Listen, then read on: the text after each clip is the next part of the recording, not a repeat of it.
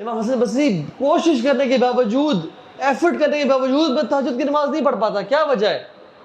آپ نے کہا کہ تمہاری زندگی میں کچھ گناہ ایسے ہیں جو تمہیں چین اور شکل کیا ہوا انہوں نے، اور تمہیں وہ قیام اللیل کے لیے اٹھ نہیں دے رہے۔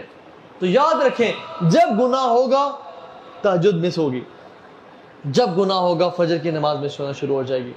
تو اگر ہم چاہتے ہیں کہ ہم تہجد کی نماز میں کنسسٹنسی اختیار کریں تو ہمیں توبہ استغفار کرنی چاہیے، اور اللہ کے سامنے آنسو بہانے چاہیے، یا رب جو گناہ ہو گئے ان کو معاف کر دے اور ہم سے توفیق ناشین۔ امام حسن بصری کوشش کرنے کے باوجود، ایفرٹ کرنے کے باوجود میں تہجد کی نماز نہیں پڑھ پاتا، کیا وجہ ہے؟ آپ نے کہا کہ تمہاری زندگی میں کچھ گناہ ایسے ہیں جو تمہیں چین اور شکل کیا ہوا انہوں نے، اور تمہیں وہ قیام اللیل کے لیے اٹھ نہیں دے رہے۔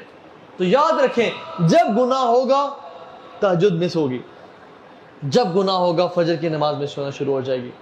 تو اگر ہم چاہتے ہیں کہ ہم تہجد کی نماز میں کنسسٹنسی اختیار کریں تو ہمیں توبہ استغفار کرنی چاہیے، اور اللہ کے سامنے آنسو بہانے چاہیے، یا رب جو گناہ ہو گئے ان کو معاف کر دے اور ہم سے توفیق ناشین۔ امام حسن بصری کوشش کرنے کے باوجود، ایفرٹ کرنے کے باوجود میں تہجد کی نماز نہیں پڑھ پاتا، کیا وجہ ہے؟ آپ نے کہا کہ تمہاری زندگی میں کچھ گناہ ایسے ہیں جو تمہیں چین اور شکل کیا ہوا انہوں نے، اور تمہیں وہ قیام اللیل کے لیے اٹھ نہیں دے رہے۔ تو یاد رکھیں، جب گناہ ہوگا تہجد مس ہوگی، جب گناہ ہوگا فجر کی نماز مس ہونا شروع ہو جائے گی۔ تو اگر ہم چاہتے ہیں کہ ہم تہجد کی نماز میں کنسسٹنسی اختیار کریں تو ہمیں توبہ استغفار کرنی چاہیے، اور اللہ کے سامنے آنسو بہانے چاہیے، یا رب جو گناہ ہو گئے ان کو معاف کر دے اور ہم سے توفیق ناشین۔